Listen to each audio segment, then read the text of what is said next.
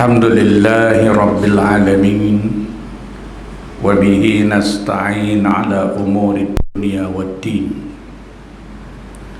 Allahumma salli wa sallim wa barik ala Muhammad wa ala alihi wa ashabihi wa man sara ala nahjihi wa istanna bi sunnatihi ila yaumiddin. Amma ba'd.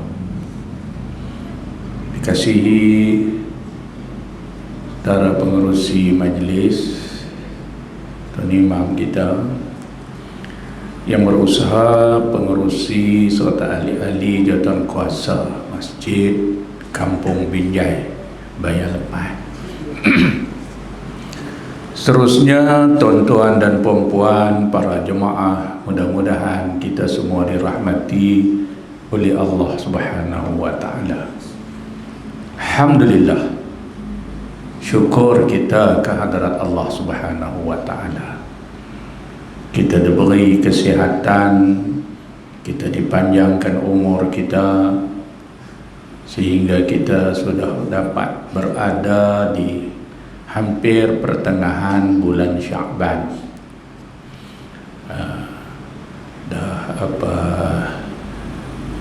Sebelah Sya'ban kalau tak silap saya, atau 12.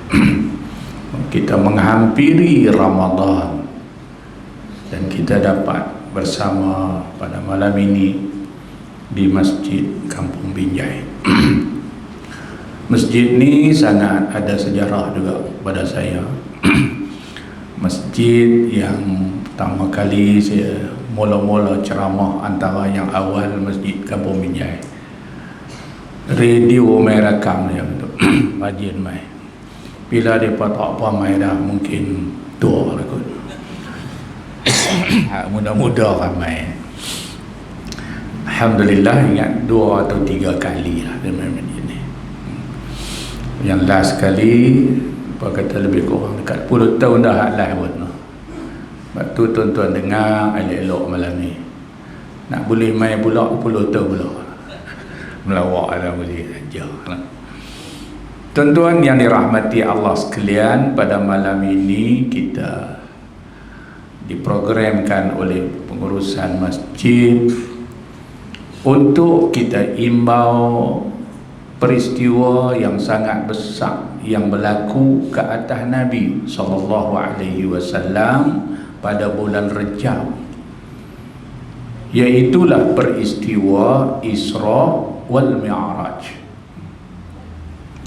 Panjang cerita ni tuan-tuan kalau kita nak kisah.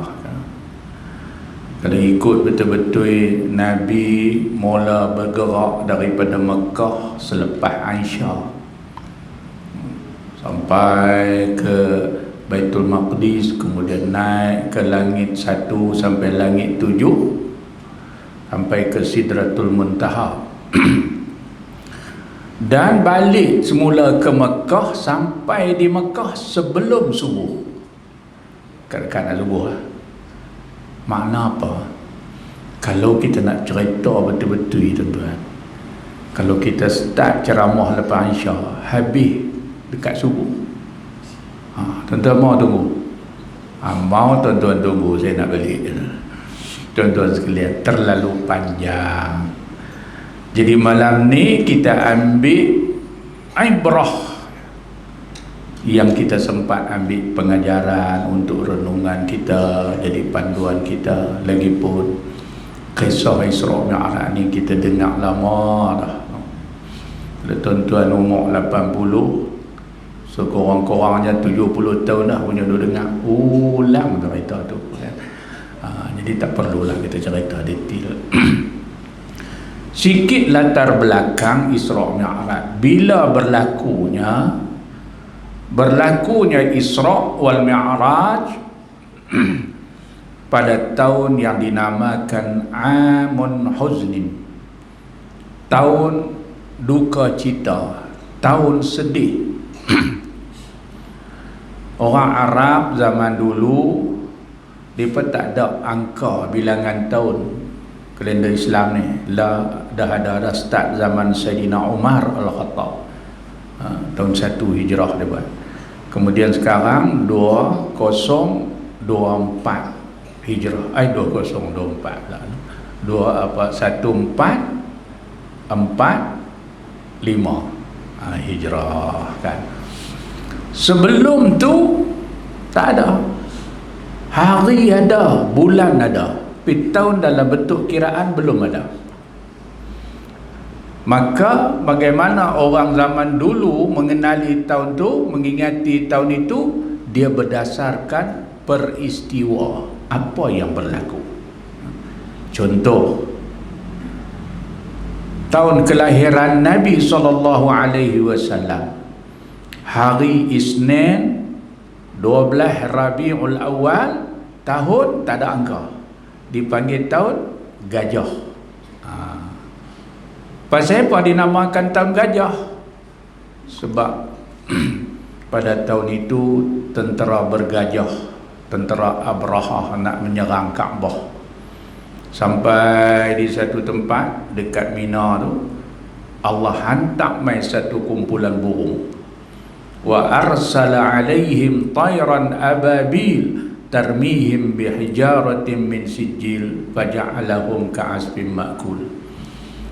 Allah utus satu gerombolan burung yang nama dia ababil. Dia bawa batu daripada neraka tiap-tiap sekor, sampai dekat kumpulan tentera bergajah ni, lalu dilepas batu tu, kena tentera bergajah hancur macam daun yang dimakan ulat habis. Maka tahun itu dinamakan tahun gajah. Tahun Isra' Mi'raj ini pula dinamakan Amun Huznin, tahun kelahiran Nabi. Amul Fil, tahun gajah. Ni Amun Huznin, tahun duka cita, kesedihan yang melanda Nabi SAW. Satu, pada tahun itu dimatikan Abu Talib, pak saudara Nabi. Dia bela Nabi daripada kecil, daripada selepas kematian tok wan dia Abdul Muttalib. Abdul Muttalib. Lepas tu dibela oleh Abu Talib. Sampailah Nabi anak terona ajak meniaga, sampai dia lah kahwinkan Nabi dengan Sayyidatina Khadijah. Kemudian Nabi jadi Nabi, menyebarkan Islam. Dia lah duk tolong, duk jaga Rasulullah SAW. Orang-orang musyrikin Mekah walaupun tak suka, mereka hanya boleh lepas dengan kata-kata aja. Gila, sesat, sihir. Tapi nak menyakiti Nabi tak berani, sebab Abu Talib dok tadi, takut ke Abu Talib. Tuan-tuan bayangkan mati Abu Talib ni. Nabi cukup rasa sedih lah kan. Dengan musyrikin Mekah pun semakin agresif. Yang kedua, wafat Sayyidatina Khadijah, isteri Rasulullah SAW pun pada tahun itu juga. Seorang isteri yang banyak berkorban bagi semangat kepada Nabi dalam berdakwah. Dia beriman dengan Nabi di saat majoriti orang Mekah tak percaya kepada Rasulullah, tapi dia percaya. Zaman awal dulu, kita pun kalau hidup zaman tu tak tentu, zaman awal Islam, orang pakat tuduh gila, sihir dan sebagainya. Khadijah tak percaya kat orang tu, dia percaya kat Nabi SAW. Ni kata Khadijah. Bukan lagu Kak Jah kita kot. Kan Kak Jah kadang-kadang kan belah ni lah, belah lain. Dia percaya kat orang lagi pada suami dia. Kan? Suami jadi tok siap masjid, balik lambat, bukan senang nak tutup kipas berapa tu, ada lampu, pintu, pagar apa lagi. Balik kat pukul 10. Lepas tu ada pula mami jarum mana ke cucuk bini dia. Dia kata hang tahu aja suami hang duk balik lambat tu dia pergi mana. Dia kat tutup masjid lah, dia tak siap. Dia kata dak nu dia duk pergi mengorat dengan bujang tom yam kedai tom yam. Kan. Mui dia pun percaya terus kat orang. Balik Tok Siak ni dia kerabu tu lah tak tahu lah. Tak percaya. Dia kata dak aku tutup masjid, tutup lampu, cuba hang kira pintu ada berapa. Ingat senang lah balik. Tak percaya. Ni orang main hebat dia percaya kat orang hebat. Khadijah ni dak, walaupun boleh kata ramailah yang pada waktu tu tak percaya kepada Nabi, tuduh macam-macam, tapi Khadijah tetap bersama dengan Nabi SAW. Nabi balik menerima wahyu kan, didatangi Jibril di Gua Hira, Jabal Nur. Nabi bertahanus beribadat di situ, datang Jibril. Suruh Nabi kata, Iqra ya Muhammad, baca oleh Muhammad. Rasulullah jawab, ma ana biqari'in, aku tak boleh baca. Lalu dia peluk Nabi, lepas lagi, baca lagi, Iqra ya Muhammad, ma ana biqari'in, aku tak pandai baca. Peluk. Tu ayat turun, Iqra bismi rabbikal ladzi khalaqal insana min 'alaq. Balik Nabi dalam keadaan gemetar, gerunnya wahyu Allah yang dibawa oleh malaikat Jibril. Jumpa malaikat selesai. Tak pernah jumpa. Balik dalam keadaan gemetar. Dia kata dekat Khadijah, Zammiluni, selimut aku wahai Khadijah, nak demam ni, terkejut kan kata. Khadijah kata apa? Kan? Kalau kat Jahlan kita tahu dah dia nak kata apa. Dia nanti jawab, no? Rumah ada elok-elok, galak nak pergi duduk dalam gua, no? Balik mai nak takut-takut nak demam. Duduk rumah. Khadijah tak kata lagu tu. Khadijah kata, la yuhzikallahu abadan, Allah tidak akan mempersia-siakan engkau selama-lamanya. Innaka latasilur rahim, engkau orang baik, orang yang suka menghubungkan silaturahim. Dia bagi semangat. Ini Khadijah tuan-tuan. Pengorbanan dia Allah tak terkira lah. Dia ni seorang, boleh kata, usahawan wanita yang berjaya, seorang business woman berjaya dia. Dan Khadijah, sebab tu dia berbuah nama Telekung, dia pun menjaga Telekung Siti Khadijah. Dia orang menjaga. Kan dia kata sejuk tidur dalam Telekung tu, dia punya syok dia pun, dia kira tidur orang semayang dia nak tidur, no? Jadi harta dia dikorbankan untuk dakwah Nabi SAW sampai dia nak wafat. Dia pesan kat Rasulullah SAW, dia panggil Nabi mai dekat dia nak wafat lah. Dia kata, ya Rasulullah, ada beberapa pesanan nak bagi kat Rasulullah. Tuan-tuan agak apa dia nak pesan? Kan isteri nak mati ni, dia nak pesan. Kalau orang kita dia pesan juga, dia pesan lain gila. Abang, dia kata, pasal tak lama dah ni, jagalah anak elok-elok. Satu. Yang kedua, lagi kubur cek duk merah, rumput tak naik, jangan kahwin lain je. Pesan tu yang ada orang cerita lah, ada duduk ni, bini dia pesan lagu tu. Dia disayang sungguh kat isteri dia. Lepas subuh pergi Juruh, ikut siram kubur. Lepas asar siram lagi, kan. Tu imam kata, "Oi, aku pun sayang gak kat arwah bini aku, tapi aku tak ada nak siram lagu hang ah." Dia kata, "Tak tu imam, saya berjanji dengan arwah suami isteri, lagi tu rumput tak tumbuh, tak kahwin. Jadi mai siram ni nak bagi rumput tumbuh cepat." Kena gaya kat dia. Apa pesan Khadijah? Satu, dia kata, "Ya Rasulullah, setelah aku tiada, jika engkau menghadapi kesusahan di dalam berdakwah menyampaikan agama Allah ni, tolong sebut nama aku bersama waktu engkau susah tu.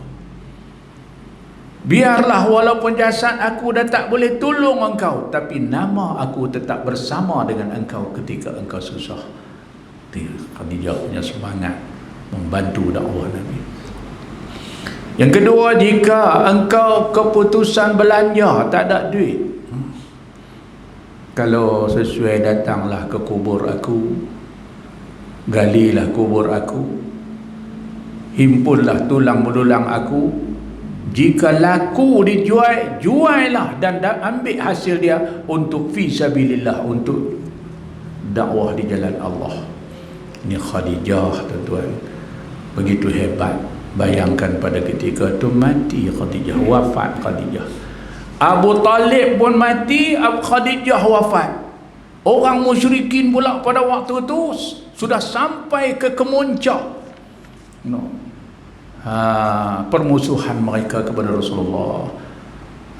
Tu yang tu, wa iz yamkuru bikal ladzina kafaru liyusbituka aw yaqtuluka aw yukhrijuk wa yamkuruna wa yamkurullah wallahu khairul makirin. Mereka merancang untuk menangkap kamu, menghalau kamu, membunuh kamu, mengeluarkan kamu daripada Mekah. Allah juga merancang. Sesungguhnya perancangan Allah itulah yang terbaik. Sedih Nabi. Lalu pada tahun itu juga Rasulullah pergi ke Taif. Mudah-mudahan orang Taif membantu dan menyokong dia.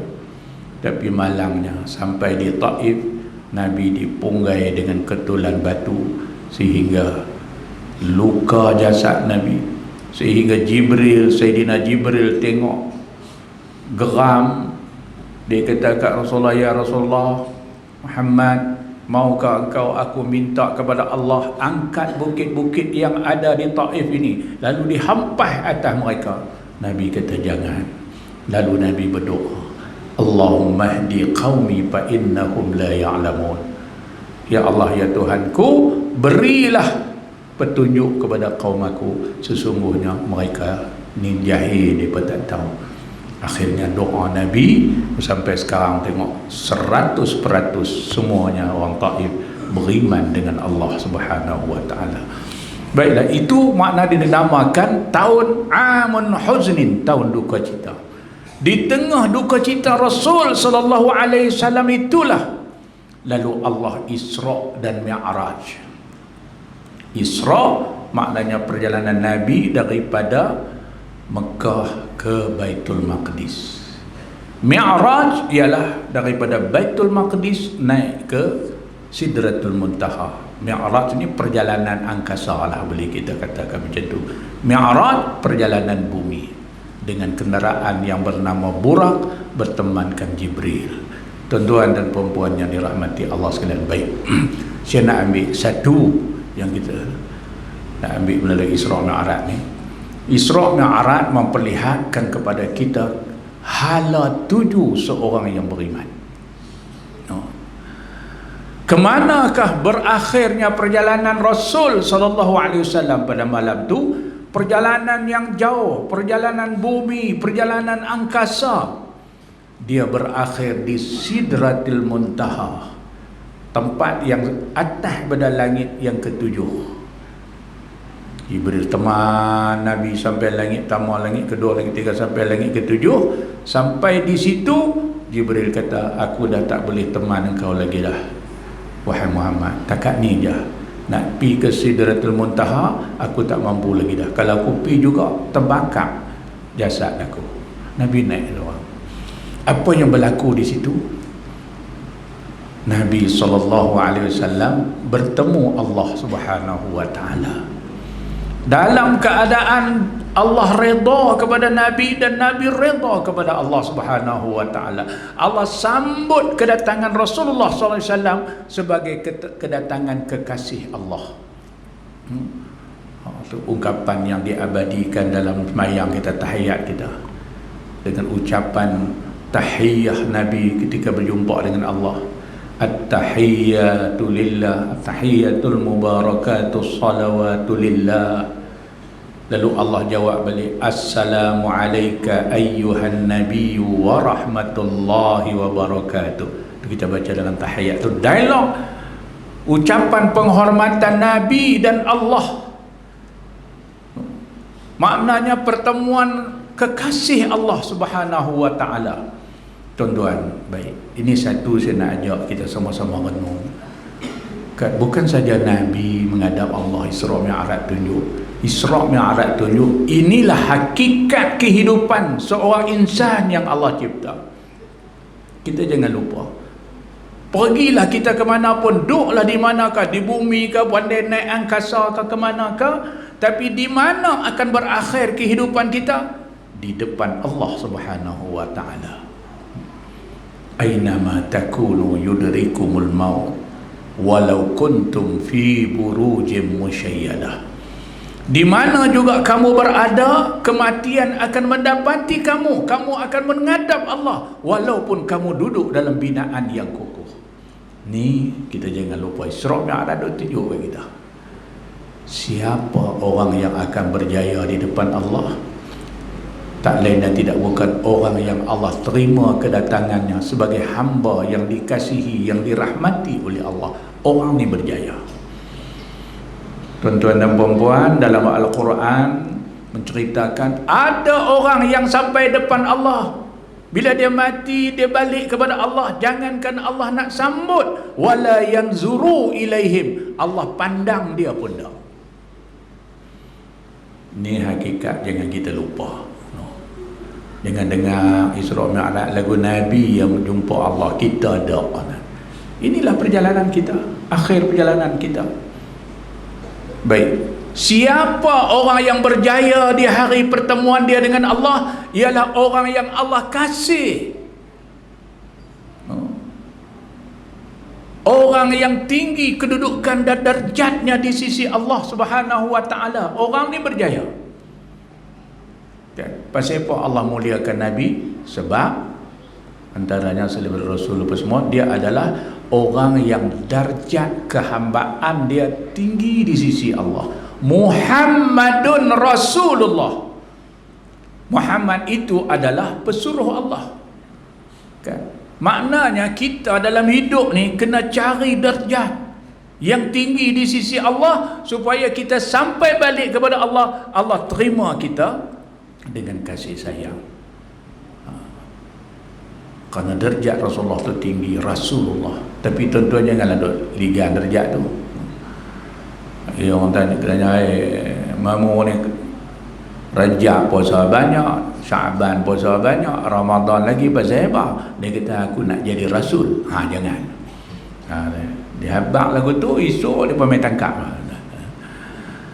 Kita tak boleh pindah Rasul, tak boleh pindah jadi Nabi. La nabiyya ba'di, Nabi kata. Tidak ada Nabi selepas aku.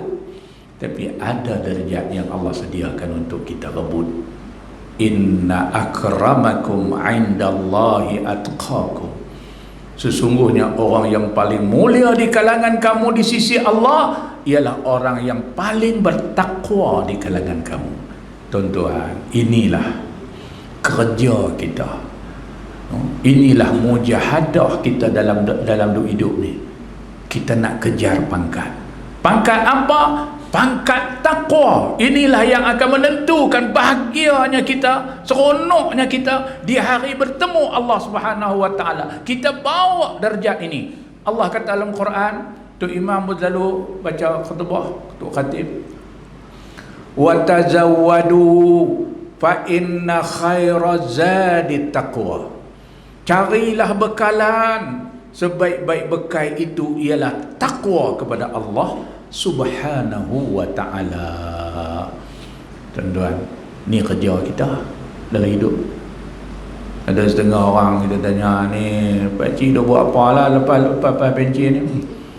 Dia kata tak tahu nak buat apa. Tak tahu apa. Ni peluang kita untuk berusaha mendapat darjat takwa tu tinggi di sisi Allah Subhanahu wa ta'ala.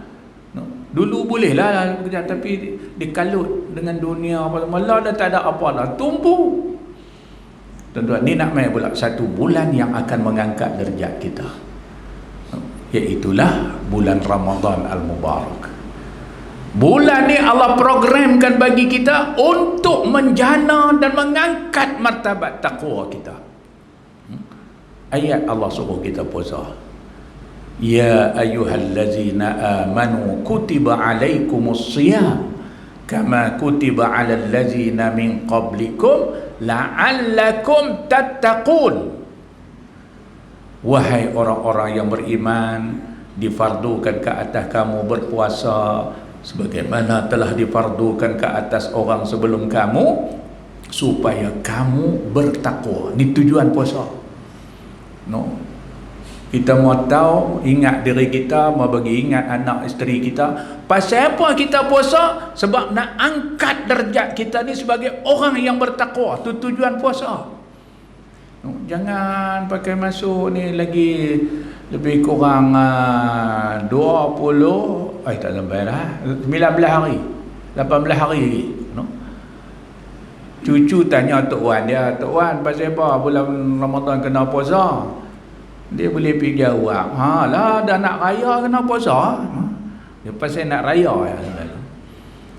Allah kata dah la'allakum tattaqun. Kita berpuasa pada waktu siang, kita puasa malam, kita beribadat qiyam untuk cari apa? La'allakum tattaqun, untuk cari takwa. Inilah darjah.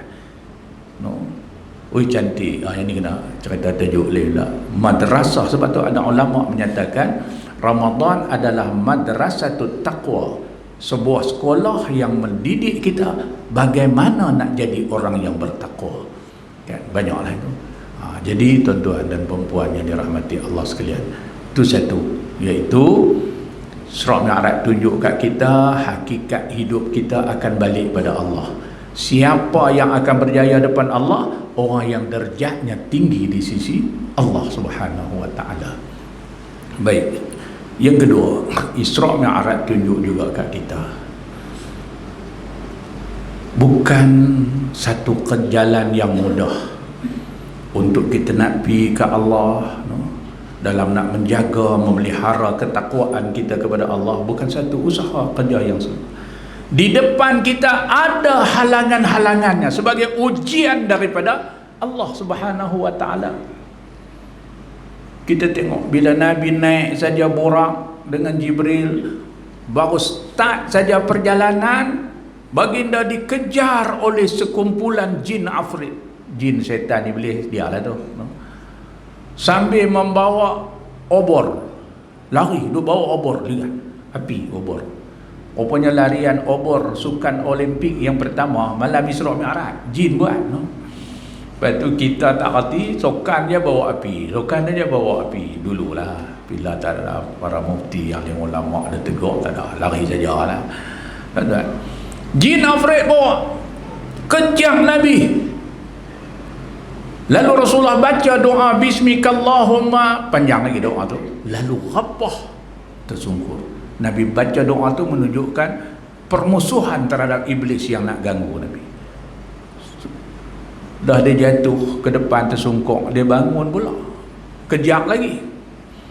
Kan? Nabi baca lagi doa, jatuh ke belakang pula, 2 kali jatuh.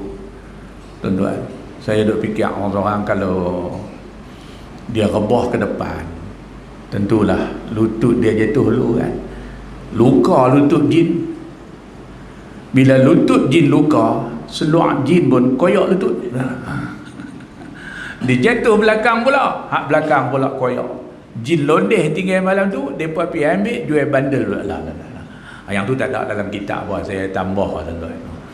Heran tunggu no. Pak tak salah pakai seluar. Tu bukan seluar jin hak no. Jin hak liga Nabi tu. Pakailah tak apa, tapi yang pergi bagi koyak lutut, koyak belakang ni pasal apa? Tak elok. No? Nabi kata innallaha jamil yuhibbul jamal. Allah Ta'ala tu cantik dan tak suka kepada kecantikan. Kan elok. Saya dulu pun pakai seluar jin masa muda tu. Tua ni nampak lagu play lah kalau pakai kan. Masa duduk di Mesir dulu, musim sejuk, kalau pakai seluar selek tu kecut habis lah, sejuk no? Pakai tuan-tuan no? Tak apalah, ni nak abang apa.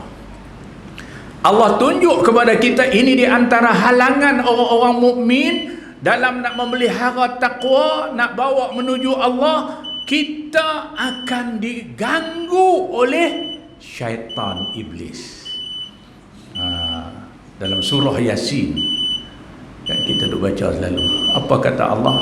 Innahu lakum aduwwum mubin. Sesungguhnya syaitan itu adalah musuh kamu yang nyata. Dia ganggu, dia kacau, tuan-tuan. Apa yang dia boleh ganggu? Supaya kita gagal di depan Allah macam mana dia juga. Ini kerja kita kena ingat, kan? Macam-macam muslihat dia. Antaranya muslihat iblis ni, dia hias perkara-perkara yang baik supaya kita nampak tak seronok. Dia hiasi benda-benda yang tak baik supaya kita nampak syok, tak seronok. Sungguh. Cuba tuan-tuan pergi tanya, aku ada dalam karya ni yang tak pernah main masjid, semayang ke tak pun tak tahu. So pagi-pagi jangan marah kan dia, pergi ambil dia ada rumah, jom kita pergi makan roti canai. Kan di canai ada belah tu masuk, ada satu kedai sedap, jom bawa dia pergi. Lepas tu tanya dia, aku nak tanya hang tu ni, hang jawab ikhlas tu. Hang tengok masjid dengan pasak malam hak mana syok? Pergi waktu maghrib. Dia kata pasal malam lah syok, semua ada, no? Masjid apa ada, parking bersusah, jadi tak syok. Pasal apa? Pasal iblis dia hias bagi kita nampak tak seronok, kan? Tapi bila mai Ramadan, contoh mai Ramadan, kan, apa Nabi kata antara kelebihan Ramadan? Iza jaa Ramadan futihat abwabul jannah wa ghuliqat abwabun nar wa sufidatis syayatin. Apabila datang bulan Ramadan, dibuka pintu syurga, nak bagi kita mudah dapat syurga Allah beramal. Wa sufidatis wa ghuliqat abwabun nar, dan ditutup pintu neraka. Payah orang yang berpuasa ni untuk nak buat perkara-perkara yang boleh masuk neraka. Kan susah pasal dia puasa, kan? Ada orang puasa dengan lebay apa semua, dia pergi beratok ke dia nombor ekor, dia puasa, dia siap abang kat kawan depan, oi bagi pak cik lu, pak cik puasa. Orang ramai dia minta pergi duduk depan nak ambil nombor, tak ada, kan? Kemudian yang ketiga, wasufidatis syayatin, ditambat, diikat syaitan. Dan maknanya Allah tolong kita nak boleh bagi dapat syurga Allah, nak boleh buat amalan yang boleh bawa ke syurga. Allah tolong kita, no, supaya kita tak boleh buat amalan yang nak boleh bawa ke neraka. Macam mana Allah tolong dengan puasa, dan juga Allah Ta'ala ikat syaitan. Sebab tu masjid bulan puasa dengan bulan lain belain, kan? Bulan Ramadan Allah dah, syaitan ni tak boleh nak kecoh kita, tuan-tuan. Dia jadi lagu mana? Dia timpa main tarawih penuh ketat masjid. Sungguh mudah boleh main pun, kan? Mana masjid mana surau pasti ramai, boleh seronok kita dah main, kan? Ada yang masuk pintu tu, masuk dia jumpa kawan dia di ujung ni, dia tengok, hey Ibrahim, lama tak jumpa. Dia ligan pergi peluk, dia kata alhamdulillah lah, kita panjang umur dapat jumpa lagi. Lah kali aku jumpa hang tarawih tu lepas. Lepas tu pakai tak main lah. Tuan-tuan sekalian, makna Allah tolong kita dengan tambat iblis dan syaitan. Maknanya apa? Bila tak ada iblis, kita tak terperdaya dengan iblis syaitan, kita boleh buat kerja-kerja takwa. Dia tak? Boleh. Itu Ramadan duk ajak kita sebulan, Allah kurung syaitan. Kita boleh tarawih, kita boleh puasa apa relax ya. Sebelum ni lah, bini jenuh pujuk ajak puasa sunat, tak mau, no? Mainlah Pak Hang, kita puasa sama-sama, kami puasa bayak, Pak Hang puasa sunat. Dia boleh jawab, hang bayanglah, hang tak puasa, aku puasa dulu. Tak mau. Tapi mai bulan puasa, dia bangkit song dulu. Oh, semangat. Nampak? Tak gerak song dia, Allah sehari dia ingat. Tuan-tuan, nampak Allah tolong kita. Kita boleh baca Quran, kita boleh zikir, kita boleh sedekah. Sebab Allah tambak syaitan. Isra' Mi'raj tunjuk ni halangan orang mukmin. Kan? Kemudian banyak lagi dah Rasulullah jalan terus lagi jumpa panggilan di kiri kanan jalan Rasulullah SAW. Rasulullah tak hirau, terus tanya Jibril, ya Jibril, siapa yang memanggil aku tadi? Jibril kata, itulah dia seruan Yahudi dan Nasara. Jika engkau jawab, nescaya ramailah umat-umat engkau akan menjadi mengikut Yahudi dan Nasara. Ni halangan lagi tunjuk pada kita. Nak jadi orang yang bertakwa, kita sentiasa dibayangi oleh musuh nombor dua. Satu syaitan, yang kedua Yahudi dan Nasara. Allah peringat kita dalam Quran, lan tarda ankal yahudu walan nasara hatta tattabi'a millatahum. Orang-orang Yahudi dan Nasara tidak sekali-kali akan redha sehingga kamu mengikut cara hidup mereka. Bila kita ikut mereka, jahannam takwa kita, darjat kehambaan kita, akhirnya kita sampai di depan Allah dalam keadaan hina kita di depan Allah. Jaga. Surah Mi'raj tunjuk ni halangan yang kita akan tempuh. Kemudian Nabi terus lagi, antara yang Nabi jumpa perempuan cantik, dengan perhiasannya yang cantik-cantik. Dan tegur Nabi, Rasulullah dengar, nampak tapi tak jawab. Terus sampai satu tempat nak tanya, ya Jibril, siapa wanita itu? Jawab Jibril alaihi salam, itulah dia perumpamaan dunia. Tuan-tuan, yang saya nak sebut malam ni, ini halangan ketiga, iaitu keindahan dunia, kecantikan dunia. Yang ni akan menggagalkan kita dalam mujahadah kita nak cari takwa kepada Allah Subhanahu wa taala. Nak sampai depan Allah sebagai orang yang Allah sambut kedatangan hamba yang dikasihi Allah, iaitu dunia. Bukanlah dunia ni tak penting. Dunia ni Allah jadikan bagi pada kita sebagai maslahat, tapi dia bukan matlamat. Orang yang jahanam dengan dunia ni, orang yang jadikan dunia tu matlamat. Nabi pun tak jawab. Tengok, dengar. Maksudnya kita, dunia ni ambil, tapi dia bukan matlamat. Kan?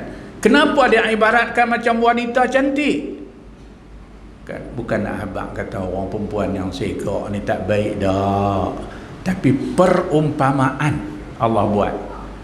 Orang mukmin dengan dunia macamlah orang laki-laki tengok perempuan cantik.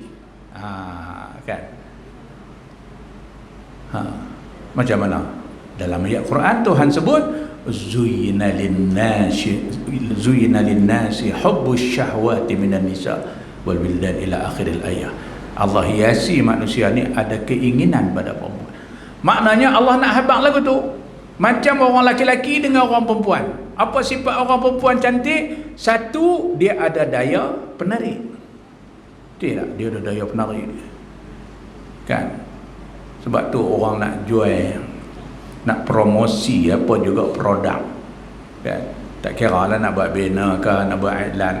Jarang orang ambil gambar orang lelaki. Kebanyakannya ambil gambar orang perempuan. Pasal apa? Nak jual traktor, orang perempuan atas traktor. Apa kena mengena orang perempuan dengan traktor? Saya biasa nak tukar saya kereta pergi kedai, nampak dia buat banner besar di dinding tu, gambar tayar, lepas tu ada amoy dia tukar dagu tu. Dia tanya Cina ni apa? Kita angkat ini tayar dapat kali itu amoy. Dia kata, tara lah Haji, orang tengok itu amoy baru tengok itu tayar. Tu nampak. Sebab dia ada penarik. Apa salah apa gambar tuan kursi dia tongkat dagu tu? Pakai reput daya tu orang tu. Siapa pun tak beli. Tak ada daya penarik. Nak habaq kata dunia ni dia ada daya penarik. Dia ada daya penarik. Satu. Yang kedua, apa sifat orang perempuan? Cantik. Orang tak pernah rasa jemu. Kan? Mengaku bila depan bini je. Hang lama hoi, dulu, kini dan selama-lamanya. Main sembang tangga masjid, aku 3 kota riu. Biasalah orang jantan. Tapi tak berani lah. Pasal apa mamu tak berani? Sebab dia kata pirok orang tengok depa jual ubat kuat, ubat berani tak nak jual. Kalau ada aku belilah. Sembang tu. Jadi tuan-tuan nak abang, orang dunia pun macam tu. Kita tak rasa jemu, tak kira lah orang lelaki ke orang perempuan. Tak jemu. Kan? Tak pernah rasa cukup. Sebab tu Rasulullah sebut dalam hadis dia, manusia kalau diberi satu lembah mah, dia tak cukup, tak puas, dia nak 2 lembah. Bagi 2 lembah pun tak cukup, dia nak 3. Bila dia cukup, bila tanah naik muka, baru dia puas. Mati ya. Lagi hidup ni. Ada cerita tentang orang tua lu cerita. Dalam satu kampung ada seorang sakit tua. Orang tak larat tapi boleh cakap lagi. Anak-anak pun panggil orang masjid, tu imam orang masjid apa semua mai baca Yasin. Kan?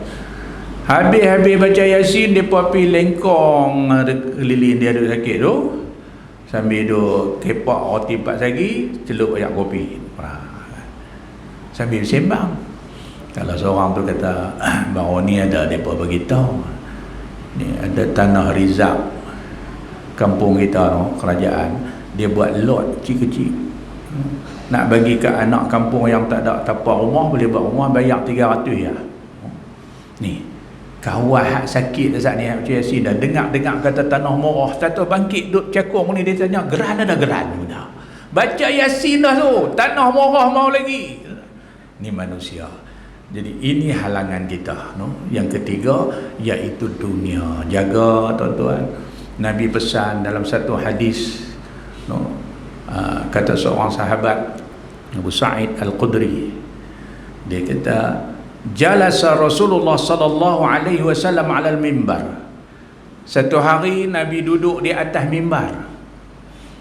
Wa jalasna haulahu, dan kami pakat duduk di keliling dia. Lalu Nabi kata, inni akhafu alaikum min ba'di ma yuftahu lakum min zahratid dunya wa zinatiha, atau kama qala. Nabi kata, aku sangat takut satu benda yang akan berlaku ke atas kamu selepas aku dah tak ada. Aku dah tak ada esok ni, ada satu benda yang aku bimbang berlaku ke atas kamu. Apa dia? Dibuka kepada kamu, kan? Yuftahu lahu, dibuka kepada kamu min zahratid dunia, daripada kecantikan keindahan dunia, wa zinatiha, dan perhiasannya. Nabi takut. Macam-macam zaman Nabi tak ada benda yang seronok sangat kan.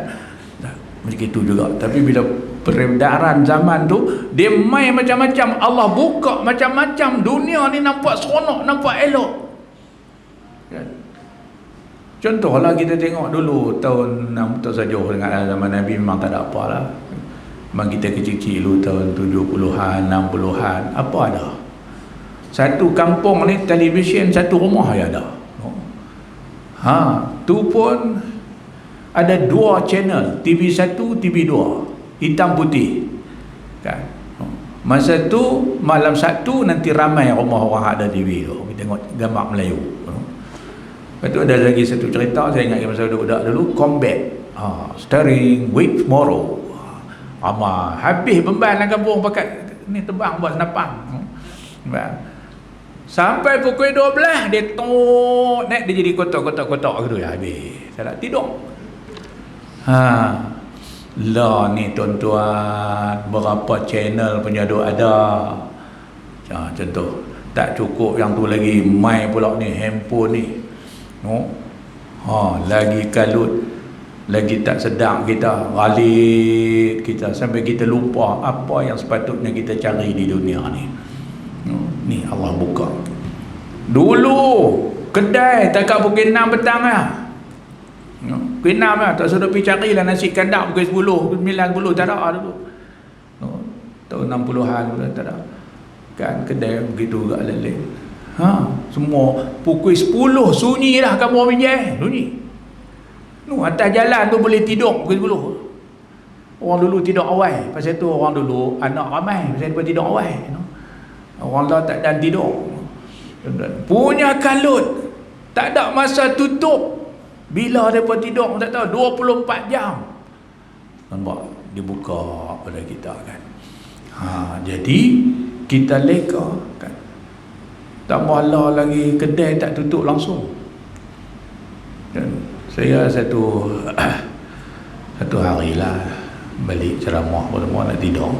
Tengok bini tak tidur, hidup tak kata dah, tapi tak tidur dia benar. Saya duduk nak tengok dia duduk tengok apa. Rupanya duduk shopping. Pukul 11, 12 shopping lagi ni dalam TikTok lah, apa nama tu. Semua kan. Lah ni kedai duduk dalam rumah dan tak tutup. Jenuh kita kalau kita layan tuan. Jahanam kita. Allah buka kan. Jadi beringat, sebab tu Isra' Mi'raj tunjuk pada kita hati-hati dengan dunia. Cari dunia tak salah kata Imam Ghazali. Tapi letaklah dunia itu di tangan kamu, jangan letak di hati kamu. Apa maksud letak di tangan? Kita cari dunia, kita atok dunia yang ada pada kita. Kita boleh buat kerja takwa. Tapi kalau kita cari dunia, dunia tu duduk di hati kita, ketika itu dunia atok kita. Dan dunia atok kita, dia tak nampak pintu masjid, jalan main masjid tak nampak. Yang dia nampak jalan pergi market dengan supermarket. Sebab dunia sedang atok kita. Ini antara yang ditunjuk. Kemudian banyak lagi lah akhlak-akhlak mulia. Ingat tak sempat saya nak terus kepada yang terakhir, iaitulah satu benda yang sangat penting dalam Islam yang kita kena pelihara, ialah solat 5 waktu, sembahyang 5 waktu. Apakah yang Allah anugerah di tempat yang sangat tinggi, Sidratul Muntaha, lepas tu tak ada dah tinggi. Tak lain dan tidak bukan sebagaimana yang kita tahu, Allah fardukan solat 5 waktu kan. Begitu tinggi tempat yang Allah fardukan sembahyang tu, sehingga Jibril pun tak boleh naik pergi tang tu. Nak habaq apa kat kita? Nak bagi tahu Isra' Mi'raj, nak tunjuk kat kita pentingnya sembahyang. Nabi SAW bersabda, as-salatu imaduddin, faman aqamaha aqamaddin, wa man tarakaha hadamaddin. Sembahyang itu adalah tiang agama. Siapa yang mendirikan sembahyang, dia mendirikan, menegakkan Islam dalam diri dia. Siapa yang meninggalkan sembahyang, hadamaddin, dia meruntuhkan agama dalam diri dia. Sebab tu penting. Kalau kita jaga tiang ni, Islam akan hidup, tuan-tuan dan puan-puan. Kalau hak tiang ni buat lebih kurang, ajaran Islam hak lain pun akan hanyut. Sebab tu kan, kita yang didik anak-anak semayang, kita pun jaga semayang kan. Walaupun peringkat awal kita tak apa-apa nak Islamik sangat, tapi akhirnya subur Islam tu sebab tiang tu duk ada kan. Anak-anak kita kalau hak jaga semayang, walaupun dia buah, biasalah budak-budak mana tak buah, tapi mak pak dia jaga solat, lagu mana pun semayang jangan tinggal, akhirnya dia akan balik, Islam akan berkembang dalam diri dia sebab tiang Islam tu ada. Rumah tangga pun lagu tu. Saya duduk jabat agama, nak habis lah tuan-tuan, tahun ni benjin lah, nak buat apa pun tak tahu, bawa Grab lah pula. Tuan-tuan dan puan sekalian, kita tengok hak mai pejabat agama, hak masalah rumah tangga bergaduh kan. Kalau hak semayang mudah kita selesaikan, tapi kalau hak tak semayang cukup susah. Hak suami semayang, isteri semayang tapi bergaduh, biasalah kan. Tuan-tuan main masjid pun kelahi lagi bini, buat tak abang kat orang.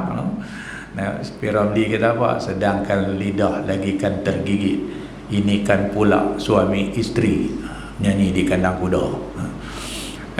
Tapi kalau suami itu semayang, isteri itu semayang, kita panggil suami nasihat sikit banyak, balik. Panggil pula isteri nasihat. Satu hari panggil dua-dua, elok, balik, tak main dah, tak jumpa dah. Jumpa tak jumpa 6-7 bulan lepas tu jumpa di pasar malam. Kita pun tanya apa abang? Alhamdulillah Ustaz. Oh, ini ada pula dah. Tu kira alright lah kan. Ada pula. Tapi kalau suami tak sembahyang, isteri tak sembahyang, oi payah. Kita kaunseling depa nanti kaunseling kita balik tau. Ni hak jenis tak sembahyang. Cukup payah. Jaga sembahyang. Dan dia penting. Sebab tu Allah syariatkan solat ni di tempat yang tinggi dan tak sama dengan syariat-syariat yang lain. Puasa, zakat, haji. Syariat lain semua Allah wakil aja kepada Jibril. Bawa mai ke bumi kan, melalui wahyu.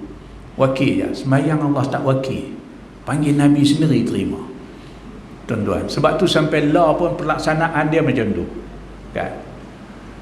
Ibadat lain kena cara dia, boleh wakil. Puasa boleh wakil, tapi jangan pakat wakil semua pula tahu ni, iaitu bila kita dah tak ada harapan nak sembuh dah kan, ataupun mati. Pernah zaman Rasulullah ada seorang anak mai tanya Rasulullah, ya Rasulullah, ibu saya dah meninggal, waktu dia sakit hari itu ada puasa yang dia tak boleh buat, sakit. Bolehkah saya puasa bagi pihak dia, wakil dia puasa? Nabi kata boleh. Boleh tuan-tuan nak membuat. Sebab tu kita ambil pengajaran di sini. Kalau ayah mak kita meninggal, jangan hanya duk peraid harta benda dia aja. Tolong peraid puasa dia kalau ada seorang sikit. 5 orang anak ambil seorang sikit. Kan? Boleh. Haji boleh wakil? Boleh. Kita dah tak dapat dah, menunaikan haji, lemah dah, doktor kata tak boleh, biar tak ada harapan. Wakil kat orang buat haji kat kita. Ataupun mati kan, dia panggil badal haji, anak upah orang buat haji kat ayah dia, upah haji. Boleh. Zakat boleh. Wakil kita sibuk kerja bisnes apa semua, main masjid cari pengurusi duk pi jabat zakat, bahkan ni saya wakil kat tuan, ni zakat saya yang wajib, tolong pi bagi zakat. Boleh.